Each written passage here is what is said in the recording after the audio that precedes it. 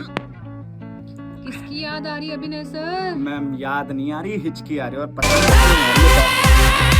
अभिनय सर को तो नहीं पता हिचकियाँ क्यों आती है, मैं आपको समझाती हूँ होता क्या है। तो जब भी आप बहुत जल्दी जल्दी खाना खाते हैं या एकदम से एक्साइटमेंट मोड में होते हैं और स्पाइसी फूड खाते हैं, तो ऐसे केस में आपके लंग्स के नीचे जस्ट एक डोम शेप्ड की मसल होती है जिसे कहते हैं डायफ्राम। तो उसमें एक सडन स्पैज्म आता है which means a sudden contraction, जिसकी वजह से कुछ अमाउंट ऑफ एयर एंटर करती है एंड वॉइस बॉक्स बंद हो जाता है एंड हमें हिचकी आना स्टार्ट हो जाती है। कर क्या सकते हैं, सिंपल सी टेक्निक है, पानी पी सकते हैं, कुछ टाइम के लिए सांस रोक सकते हैं और इस वजह से आपकी हिचकियां भी रुक सकती है। समझा अभिनय सर? सांस तो रोक लेंगे मैम, पर बचेंगे। थोड़ी देर के रोकनी है बस।